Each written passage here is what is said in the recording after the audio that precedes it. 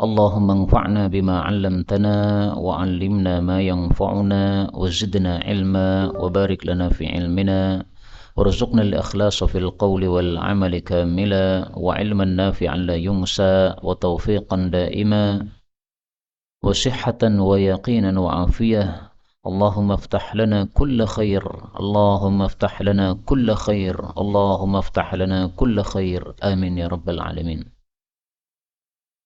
Alhamdulillah,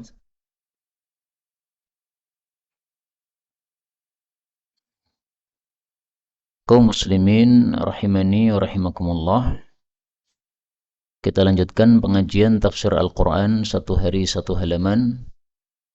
Dan kita sudah sampai pada halaman 170. Surah Al-A'raf ayat 156 sampai 159 insyaallah ta'ala.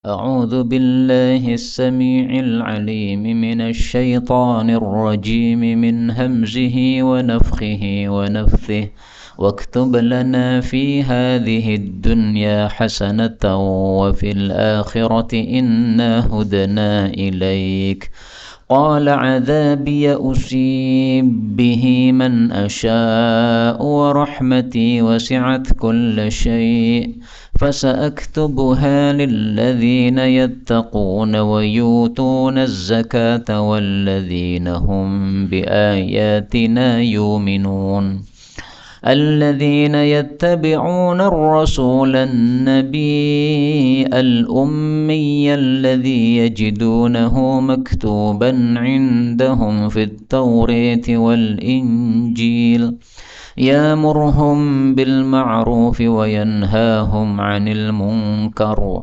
ويحل لهم الطيبات ويحرم عليهم الخبائث ويضع عنهم آثارهم والأغلال التي كانت عليهم فالذين آمنوا به وعزروه ونصروه واتبعوا النور الذي أنزل معه أولئك هم المفلحون قل يا أيها الناس إني رسول الله إليكم جميعا الذي له ملك السماوات والأرض لا إله إلا هو يحيي ويميت فآمنوا بالله ورسوله النبي الأمي الذي يؤمن بالله وكلماته واتبعوه لعلكم تهتدون ومن قوم موسى أمة يهدون بالحق وبه يعدلون. Alhamdulillah Rabbil Alamin. Allahumma arhamna bil Qur'ani amin. Pertama kita bahas qiraatnya. Pada ayat 156 surah Al-A'raf, azabi, ini yaknya boleh difathah menjadi azabiyah. Kemudian ba ketemu ba, usibu bihi. Nah, ini boleh idgham, usib bihi. Pertanyaan, apakah kaf ketemu dengan qaf bisa idgham? Karena biasanya idgham. Di sini tidak bisa. Kenapa? Karena sebelumnya ada ya sukun. Nah, maka harus ilaika qala. Tidak boleh ilaiqal, enggak bisa. Karena ada penghalangnya, yaitu ya sukun sebelumnya. Kemudian ayat 157, an-nabiyya seperti biasa boleh dibaca dengan hamzah an-nabiyya, dan ini berlaku untuk semua tempat. Kemudian ya'muruhum boleh dibaca ya dengan menghilangkan hamzah, mur dengan mensukun ro, ya, ya'murhum. Kemudian israhum boleh dibaca dengan jamak menjadi asarahum, jamaknya. Wa yada'u anhum, ain ketemu ain boleh idgham seperti biasa, yada'anhum. Kemudian pada ayat yang ke-158 kita ketemu lagi kata-kata wa rasulihin nabi'i. Tapi di sini i bukan a, ya, kalau yang tadi a, ya, karena sesuai dengan harokatnya dalam masalah i'rabnya. Kemudian pada ayat 159 mim ketemu mim qaumi Musa. Ini boleh idgham menjadi qaum Musa. Ya. Meskipun sebelumnya ada wawu sukun, enggak apa-apa. Kalau yang tadi enggak bisa adalah adanya ya sukun. Ini berbeda. Ini semua adalah qiraah mutawatirah, sumbernya dari Rasulullah sallallahu alaihi wasallam. Adapun tafsirnya secara ringkas, Allah katakan pada surah A'raf ayat 156.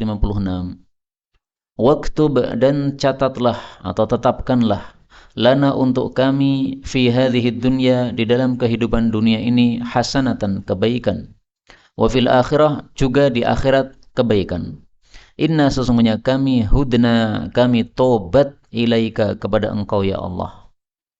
Qala Allah mengatakan azabiyya siksaku usibu bihi aku akan menimpakan terhadap siksa tersebut man asya siapapun yang saya kehendaki.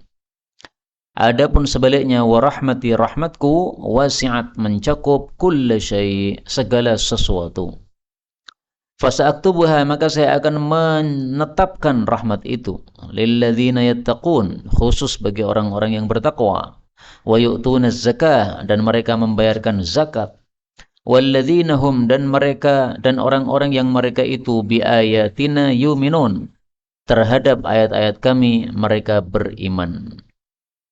Kaum muslimin rahimani wa rahimakumullah.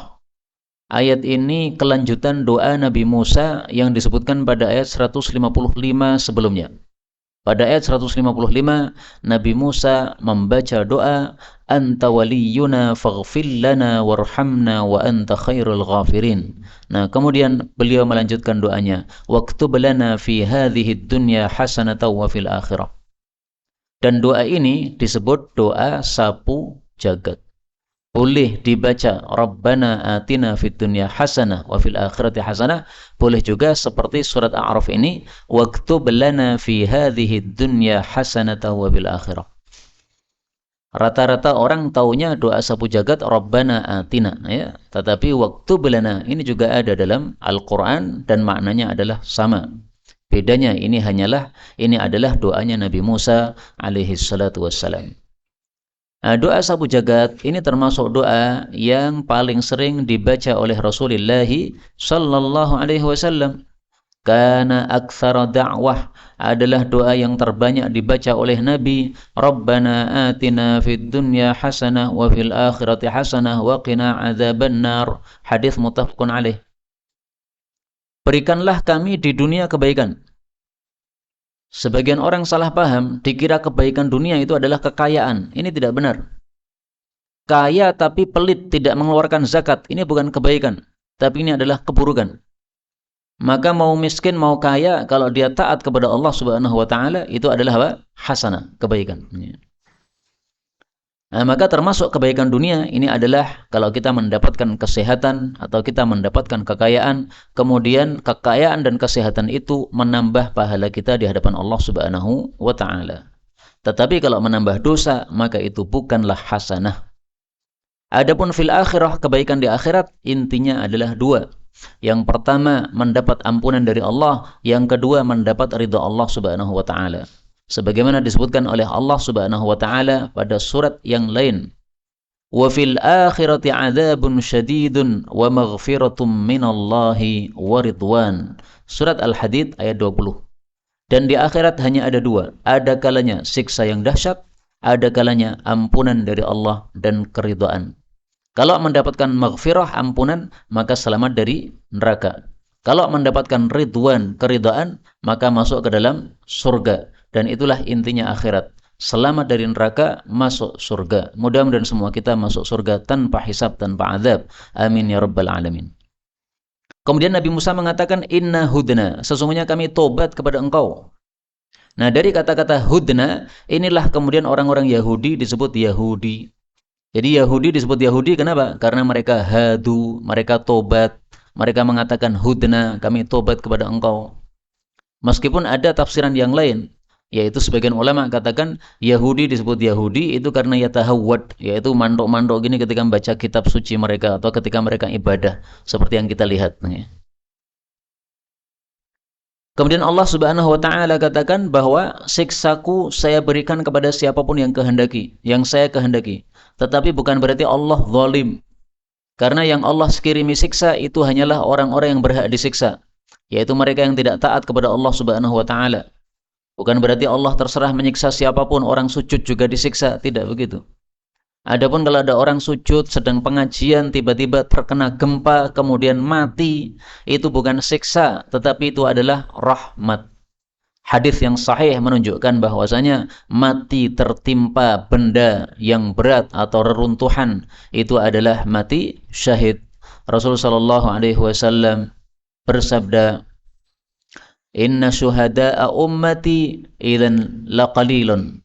Kalau orang mati syahid itu hanya yang mati dalam perang, kalau begitu sangat sedikit.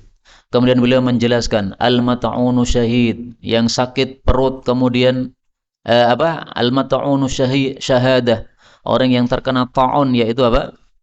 Wabah penyakit, maka itu mati syahid. Wal mar'atu tamutu bijam'in syahadah, wanita mati karena melahirkan, syahid. Wal gharaq, tenggelam, syahid. Wal haraq, terbakar, syahid. Wal majnub, penyakit dzatul jambi, syahid.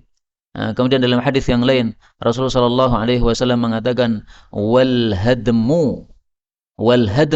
dan juga mati tertimpa reruntuhan, itu juga mati syahid. Maka pas pengajian ada gempa, kemudian beberapa ibu-ibu pengajian wafat seperti yang di Cianjur kemarin, itu bukan siksa, tapi itu mati syahid, diberikan oleh Allah Subhanahu wa taala kepada mereka. Rahmati wasi'at kulla syai', rahmatku mencakup segala sesuatu. Maksudnya di dunia ini rahmat Allah dikasihkan kepada siapapun. Mau kafir mau muslim semuanya dapat rahmat Allah. Bahkan banyak orang kafir itu lebih nyaman hidupnya daripada orang muslim. Orang muslim susah, miskin, pakaiannya tidak bagus, rumahnya sempit, motornya gampang macet. Tapi orang-orang kafir malah mewah hidupnya, nyaman, duitnya banyak. Nah, itu karena rahmat Allah Subhanahu wa taala masih mencakupi mereka, tetapi ketika di dunia saja. Adapun di akhirat maka Allah katakan fasa'aktubuha lil ladzina yattaqun. Nah, di akhirat hanya orang-orang bertakwa yang mendapat rahmat Allah Subhanahu wa taala.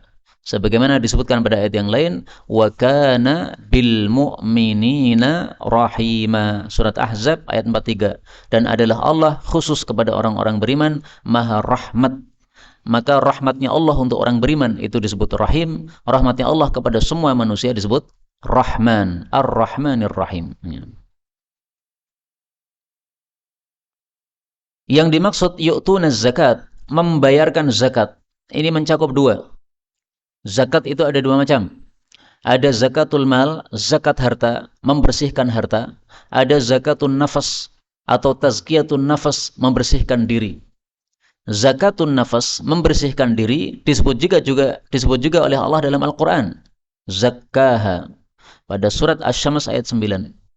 Qad aflaha, sungguh beruntung, man zakkaha, orang yang mensucikan dirinya. Nah, ini zakatun nafas namanya. Nah, dua-duanya tadi masuk dalam wa yu'tunaz zakat.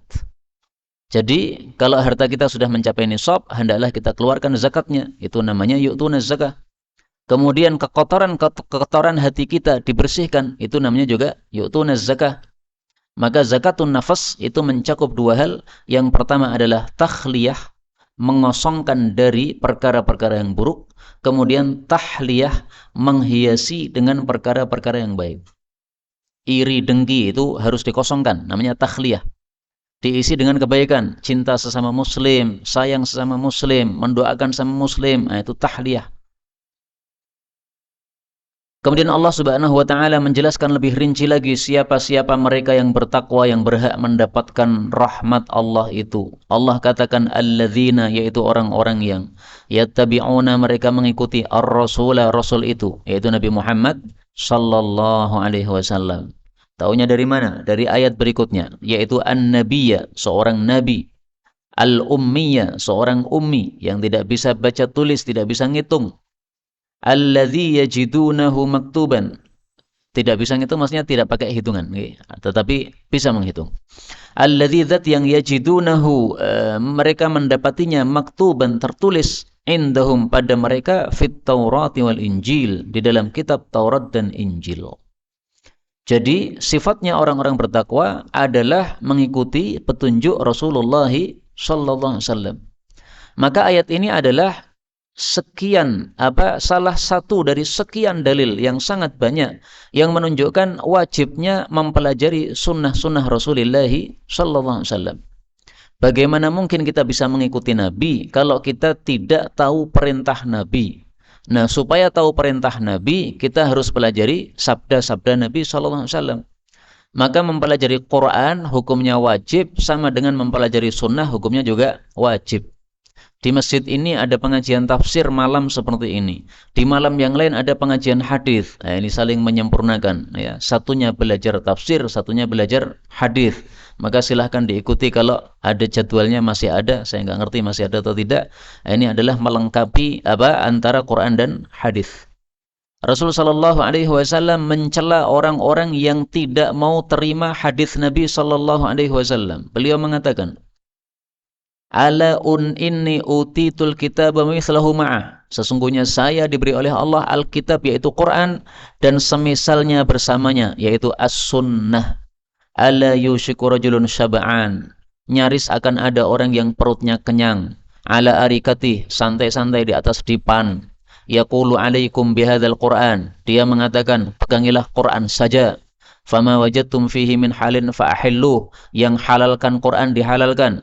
Wa ma wajadtum fihi min haramin faharrimuh. Yang diharamkan Quran, haramkan. Maksudnya orang ini adalah tidak usah pakai yang lain. Quran sudah cukup. Yang disebutkan Quran halal, halal. Yang disebutkan haram, haram. Yang tidak disebutkan berarti enggak haram. Ini ngawur kayak begini. Makanya Rasulullah kemudian menjelaskan, ala la yahillu lakum lahmul himaril ahli. Ketahuilah tidak halal daging keledai. Padahal dalam Quran enggak ada keharaman daging keledai. Tapi Nabi mengharamkan. Wala kulli dzinabin minas sabu. Demikian juga setiap binatang buas yang bertaring tidak halal. Maka para ulama mengatakan anjing dagingnya tidak halal berdasarkan hadis ini. Karena anjing termasuk dzinabin minas sabu. Dalam Quran memang enggak ada keharaman anjing, tapi anjing haram. Tidak boleh makan anjing. Hadis riwayat Abu Dawud sahih. Al-ummi adalah yang tidak bisa baca tulis. Kenapa disebut ummi? Karena ketika dia dilahirkan oleh ibunya, manusia dilahirkan oleh ibunya, itu tidak bisa baca, tidak bisa tulis. Ibu itu dalam bahasa Arab namanya ummun. Nah, maka orang yang tidak bisa baca tulis, seperti kondisi ketika dilahirkan oleh ibunya, disebut al-ummi. Al-ummi bagi Nabi Muhammad SAW adalah mu'jizat. Bagi selain beliau adalah kekurangan. Kita nggak bisa baca, nggak bisa tulis, orang akan mencela kita. Zaman sekarang nggak bisa baca, nggak bisa tulis, kalah sama anak-anak kecil. Nah, tapi kalau untuk beliau, Rasulullah SAW justru mukjizat. Karena beliau nggak bisa baca tulis, tapi bisa menyampaikan Quran. Ini pasti sumbernya wahyu, tidak mungkin dari diri beliau. Kalau seandainya Nabi Muhammad itu pandai menulis, maka begitu beliau menyampaikan Quran, orang-orang akan mengatakan, ini karyamu saja ini. Karena beliau memang pandai baca tulis, tapi ternyata beliau tidak bisa baca tulis. Yajidunahu maktuban. Mereka mendapati Nabi Muhammad sudah tertulis dalam Taurat dan Injil. Tertulis apa? Tertulis sifat-sifatnya secara terperinci. Bahkan juga tertulis tentang kenubuahan beliau. Bahwa beliau nanti akan menjadi Nabi akhir zaman. Ada itu dalam kitab Taurat dan Injil. Dan itu kita percayai meskipun kita tidak pernah buka Taurat Injil. Karena Allah Subhanahu wa Ta'ala sudah menjelaskan. Termasuk diantaranya yang disebutkan pada surat As-Saff. Wa il qala Isa bin Maryam, ingatlah ketika Nabi Isa berkata, wahai Bani Israel, sesungguhnya aku adalah Rasulullah untuk kalian, membenarkan semua kitab sebelum saya, yaitu kitab Taurat, memberi kabar gembira adanya Rasul yang akan datang setelah saya. Ismuhu Ahmad, namanya Ahmad. Siapa dia? Nabi Muhammad sallallahu alaihi wasallam. Taunya dari mana? Dari hadis Rasul sallallahu alaihi wasallam. Beliau mengatakan, li khamsatu asma, saya punya 5 nama. Ana Muhammad, ana Ahmad, ana al-Hashir, ana al-Mahi, ana al-Aqib. Nah, ini semuanya nama Nabi Muhammad sallallahu alaihi wasallam. Hadis muttafaqun alaih. Berarti ismuhu Ahmad adalah Nabi Muhammad sallallahu alaihi wasallam. Jangan seperti orang sesat mengatakan, ini dalil Mirza Ghulam Ahmad Nabi. Ngawur kamu. Ismuhu Ahmad ini bukan Mirza Ghulam Ahmad, tapi Nabi Muhammad sallallahu alaihi wasallam. Sudah tertulis dalam kitab Taurat, kitabnya Nabi Musa, dalam kitab Injil, kitabnya Nabi Isa. Taurat disebut Taurat karena warra, artinya menutupi, yaitu menutupi kesesatan dengan sinar yang dibawa oleh kitab Taurat. Injil dari kata-kata najl, artinya kesimpulan atau ringkasan atau intisari. Karena kitab Injil ini adalah intisari dari kitab sebelumnya, yaitu kitab Taurat. Sehingga isinya kitab Injil hampir sama dengan kitab Taurat, tidak banyak perbedaan. Tapi kalau Quran dengan Taurat Injil banyak perbedaan syariatnya atau hukum-hukumnya. Makanya anak di dalam bahasa Arab disebut najl.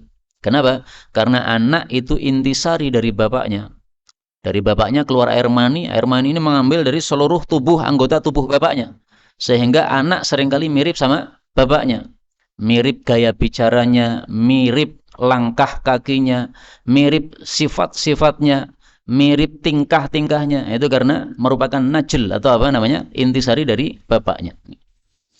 Kemudian Allah mengatakan Rasulullah itu ya'muruhum, memerintahkan mereka bil ma'ruf, dengan perkara-perkara yang baik, wa yanhahum, dan melarang mereka 'anil munkar, dari perkara-perkara yang mungkar, wa yuhillu lahum, dan menghalalkan untuk mereka at-thayyibat, barang-barang yang halal yang diharamkan oleh orang-orang kafir, wa yuharrimu, dan mengharamkan alaihim, atas mereka, al-khaba'ith, barang-barang yang buruk, wa yada'u anhum, dan menggugurkan untuk mereka asarahum, beban-beban mereka, wal aghlal, dan belenggu-belenggu, maksudnya sama, beban-beban, allati kanat alaihim, yang membelenggu terhadap mereka. Apa maksudnya ini? Ya. Jadi sifat-sifat Nabi Muhammad SAW, yang pertama memerintahkan yang baik. Ini kalau kita rinci memerintahkan yang baik, ini satu kali pengajian begini belum cukup. Semua perintah Nabi, perintah-perintah yang baik, sangat banyak sekali. Maka kita tampilkan satu hadis saja sebagai contoh. Rasulullah SAW senantiasa memerintahkan yang baik, tidak pernah memerintahkan yang buruk. Beliau mengatakan, at'imut ta'am, bagikanlah makanan, wa afshus salam, sebarkanlah salam, turathul jinan, niscaya kalian masuk surga. Hadis riwayat Tabarani. Maka makanan Jumat berkah silahkan. Karena sebagian orang ngawur sekali mengatakan Jumat berkah bid'ah. Ngawurnya bukan main. Bukan bid'ah. Yang bid'ah itu adalah kalau mengatakan sedekah hanya khusus Jumat. Selain Jumat enggak usah sedekah. Nah, itu baru bid'ah. Tapi kalau orang menempatkan hari Jumat karena banyaknya orang, kemudian dengan banyaknya orang dia bisa memberikan lebih banyak lagi, ini sesuatu yang bagus, nggak ada masalah, dan ada contohnya di masa Rasulullah sallallahu alaihi wasallam, sudah kita tampilkan dulu. Yanhahum 'anil munkar, melarang dari yang mungkar, yang jelek-jelek. Ini juga kalau kita jelaskan satu pengajian nggak cukup. Karena semua keburukan yang disampaikan oleh Nabi sallallahu alaihi wasallam, kalau akan kita bahas, maka hadisnya sangat-sangat banyak sekali. Kita tampilkan di sini contohnya saja, satu saja. Ya.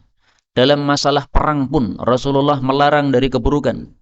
Beliau mengatakan waghzu, ughzu, peranglah kalian. Tapi dalam perang ada adab-adabnya. Wala taghullu, jangan melakukan korupsi, harta ghanimah dikorupsi. Wala taghdiru, jangan melanggar perjanjian. Sudah ada perjanjian dengan musuh kemudian dilanggar, enggak boleh. Wala tumathilu, jangan mutilasi. Musuh sudah mati kemudian dipotong-potong anggota tubuhnya, enggak boleh. Wala taqtulu walidan, jangan membunuh anak kecil. Anak kecil apa salahnya? Enggak bisa perang. Ini menunjukkan bahwa Islam mengajarkan segala yang baik, melarang dari segala yang buruk, meskipun dalam kondisi perang pun tetap dilarang. Kemudian yuhillu lahumut thayyibat, yang halal-halal dihalalkan oleh Nabi sallallahu alaihi wasallam. Karena orang-orang kafir banyak sekali mengharamkan yang halal, dan itu disebutkan dalam Al-Qur'an contohnya. Ma ja'alallahu min bahirati wala saibati wala wasilati wala ham. Allah tidak pernah mengharamkan hewan yang disebut bahirah, saibah, wasilah, ham. Ini semuanya hewan-hewan halal yang dikatakan haram oleh orang-orang kafir tanpa dasar, tapi hanya mengikuti hawa nafsu. Maka Allah menyampaikan Nabi Muhammad datang dengan syariat menghalalkan segala yang halal. Itu contohnya. wa yuharrimu alaihimul khaba'ith, mengharamkan segala yang buruk. Khaba'ith ini ternyata mencakup dua. Yang buruk dari makanan-makanan, demikian juga dari perbuatan-perbuatan. Saya kira dulu khaba'ith itu maksudnya hanyalah makanan-makanan saja, seperti babi, darah dan sebagainya. Tapi ternyata tafsir Baghawi mengatakan khaba'ith ini mencakup makanan-makanan seperti babi yang buruk, ya. Kemudian juga mencakup perbuatan-perbuatan seperti zina. Zina itu juga khaba'ith, perbuatan yang buruk. Maka ini kalau kita bahas satu majelis juga nggak akan selesai. Karena khaba'ith, keburukan-keburukan yang disebutkan oleh Nabi SAW sangat banyak sekali. Kemudian Nabi menggugurkan asarahum, beban-beban mereka, wal aghlala, dan belenggu-belenggu yang menimpa mereka, yaitu peraturan-peraturan berat yang ada dalam kitab-kitab sebelumnya, kitab Taurat. Dalam kitab Taurat, kalau orang mau tobat, maka cara tobatnya adalah saling bunuh antar kaum muslimin. Susah kalau cara tobatnya begitu, Pak. Banyak mati kita.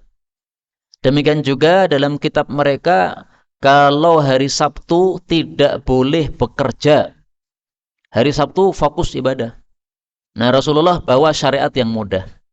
Ibadah kita hari Jumat, tetapi tetap boleh kerja. Tidak boleh kerjanya kapan? Idza nudiya lis-shalah, azan salat Jumat dikumandangkan, jangan kerja. Fa idza qudiyatis shalah, kalau selesai salat silahkan kerja lagi, enggak ada masalah. Ini syariat yang gampang. Jadi contoh al-aghlal, ya, beban-beban itu adalah ya perkara-perkara yang berat yang dibebankan oleh Allah dalam kitab Taurat, yang kemudian Rasul sallallahu alaihi wasallam datang dengan syariat yang mudah yang menghilangkan beban-beban berat tersebut. Karena itu, agama yang dibawa Nabi Muhammad disebut as-samhah. Ahabbul adyani ilallah, agama yang paling disukai oleh Allah adalah al-hanifiyah, agama yang lurus. As-samhah, agama yang mudah, yaitu agama yang dibawa Nabi Muhammad sallallahu alaihi wasallam. Termasuk kesusahan dalam umat terdahulu adalah salat tidak sah kecuali kalau berjamaah di masjid. Salat di rumah tidak sah. Nah, untuk umat Nabi Muhammad SAW, salat di rumah sah. Tetapi pahalanya dibuat sedikit supaya orang semangat datang ke masjid. Di masjid pahala 27 kali lipat, di rumah pahala cuma 1. Nah, ini supaya semangat ke masjid. Tetapi masih ada pahalanya, salatnya tetap sah. Ini semuanya contoh-contoh kemudahan dalam agama yang dibawa oleh Rasulullah SAW. Karena itu Allah menghasung falladzina amanu bih, maka orang-orang yang beriman kepada Nabi Muhammad, wa azzaruhu, dan mengagungkan beliau, wa nasaruhu, dan menolong beliau, wattaba'un nura, dan mengikuti sinar, maksudnya Al-Qur'an, alladzi unzila ma'ahu, yang diturunkan bersama beliau, ulaika humul muflihun, merekalah orang-orang yang beruntung, maksudnya masuk surga. Jadi kalau kita pengen masuk surga, ini kuncinya, amanu bihi, iman kepada Nabi Muhammad sallallahu alaihi wasallam. Iman itu artinya apa? Membenarkan dengan hati kita, sehingga semua berita Nabi harus kita percayai. Itu namanya iman. Dan sudah sering saya sampaikan, kewajiban kita dalam Islam ternyata cuma 2, nggak ada yang lain. Iman, amal saleh, selesai. Semua berita dipercayai, itu iman. Semua peraturan kita taati, itu amal soleh. Isinya Quran kan cuma 2, ada kalanya berita, ada kalanya aturan. Nah, maka yang beritanya kita percaya, itulah amanu bihi, aturannya kita ikuti, itulah azzaruhu, mengagungkan Nabi Muhammad sallallahu alaihi wasallam. Beliau perintahkan, kita ikuti, itu mengagungkan. Beliau larang, kita berhenti, itu mengagungkan. Tapi kalau menyanyikan lagu isinya keagungan Nabi Muhammad SAW, tapi kemudian joget-joget, laki perempuan campur, itu bukan mengagungkan Nabi, itu ngawur sekali orang seperti itu. Itu inginnya mengagungkan Nabi, tapi caranya tidak benar. Nabi akan marah kalau melihat orang-orang seperti itu. Wa nasaruh, menolong Nabi Muhammad, padahal beliau sudah wafat. Bagaimana cara menolong beliau? Yaitu menolong ajaran beliau. Termasuk mengadakan pengajian seperti ini. Ini menolong Rasul sallallahu alaihi wasallam. Karena dengan pengajian seperti ini kita hidupkan lagi ajaran Rasulullah sallallahu alaihi wasallam. An-Nur, mengikuti sinar. Sinar adalah Al-Qur'an. Dari mana taunya? Dari ayat yang lain. Allah Subhanahu wa taala mengatakan, "Qad ja'akum minallahi nurun wa kitabum mubin." Telah datang dari Allah Subhanahu wa taala kepada kalian nurun, sinar, wa kitabum mubin, kitab yang nyata, berarti Al-Qur'an maksudnya. Yahdi bihillahu man ittaba'a ridwanahu subulas salam. Dengan Al-Qur'an Allah menunjuki orang-orang yang mengikuti keridhaannya ke jalan-jalan keselamatan. Nah, maka disebut sinar itu karena sifatnya menunjuki. Seperti sinar menunjuki orang sehingga dia tahu arah jalan, ke arah mana harus dia berjalan. Tanpa sinar gelap gulita nggak bisa jalan. Nah, Quran menunjuki jalan hidup kita. Maka kalau mengikuti Quran akhirnya adalah muflihun, beruntung masuk surga. 158 Allah mengatakan, "Qul katakanlah wahai Rasulullah sallallahu alaihi wasallam, ya ayyuhan nas, wahai para manusia, inni sesungguhnya aku Rasulullah adalah utusan Allah, ilaikum kepada kalian, jami'a semuanya. Alladzi Allah itu zat yang lahu mulkus samawati, hanya miliknya kerajaan langit-langit, wal ardi dan bumi. La ilaha illahu, tidak ada Tuhan yang berhak disembah selain Dia Allah. Kenapa? Karena yuhyi wa yumit. Allah itulah yang bisa menghidupkan dan mematikan. Fa'aminu billahi, maka imanlah kepada Allah, wa rasulihi, dan kepada Rasulnya Muhammad sallallahu alaihi wasallam. An-Nabi'il ummi, seorang nabi yang ummi, yang tidak bisa baca tulis. Alladzi yu'minu billahi, yang beliau beriman kepada Allah, wa kalimatihi, dan kalimat-kalimat Allah, yaitu ayat-ayat Allah, yaitu Al-Qur'an. Wattabi'uhu, dan ikutilah beliau, la'allakum tahtadun, supaya kalian itu mendapatkan hidayah. Kaum muslimin rahimani wa rahimakumullah, ayat ini salah satu dalil bahwasanya Nabi Muhammad SAW diutus untuk seluruh manusia. Karena di sini beliau mengatakan, inni Rasulullah ilaikum jami'a, semua. Dan inilah tafsir untuk ayat yang lain di mana Allah mengatakan, wa ma arsalnaka illa kaffatan linnas, surat Saba ayat 28. Ini ayat-ayat terkenal ini perlu panjenengan hafalkan.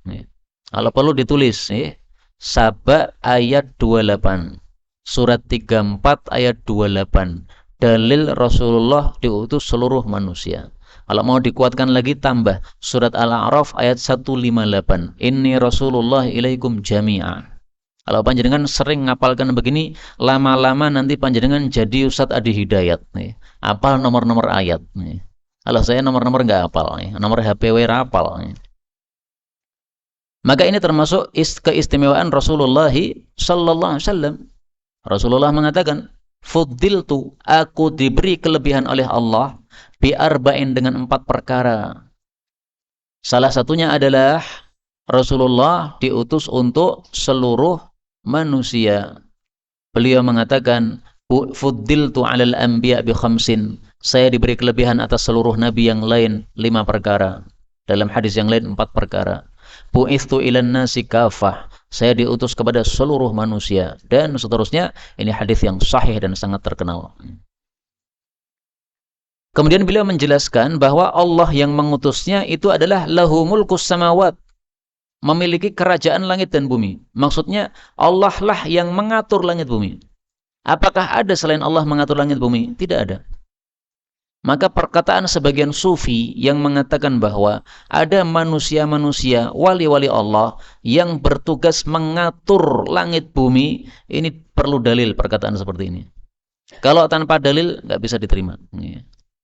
Artinya ketika turun hujan, ketika tidak turun hujan, kita disuruh salat istisqa. Berarti yang ngatur Allah.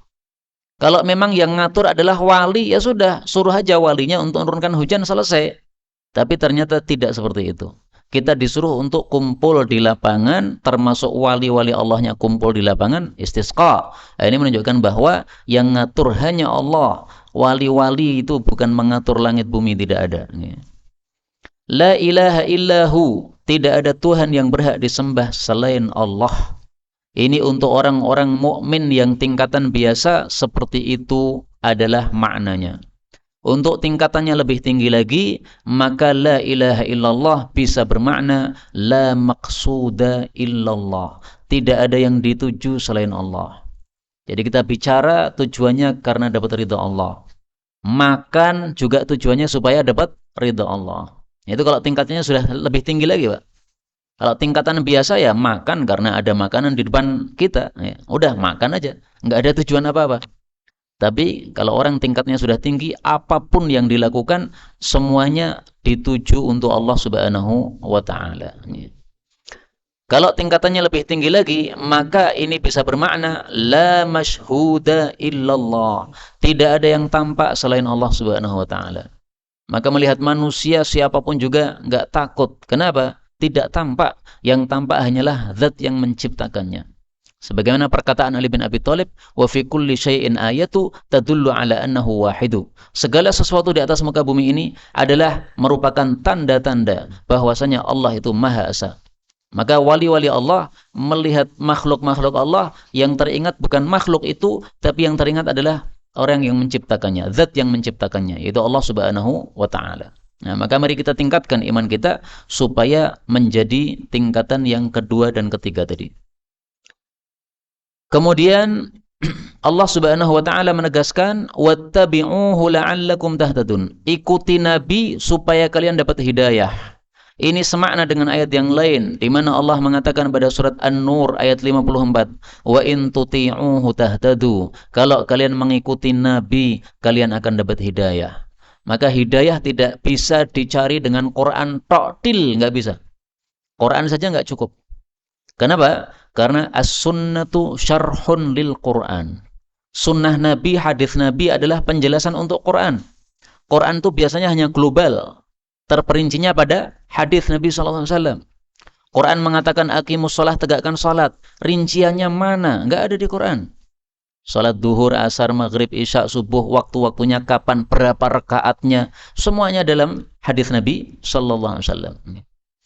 Kemudian Allah Subhanahu wa taala melanjutkan cerita tentang Bani Israel. Maka Allah katakan, "Wa min qaumi Musa," dan dari sebagian kaumnya Nabi Musa, yaitu Bani Israel, ada ummatun, ada umat yahduna yang mereka memberikan hidayah kepada manusia bil haqqi, dengan kebenaran, yaitu dengan kitab suci mereka, wa bihi, dan dengan kebenaran itu ya'dilun, mereka memberikan hukum.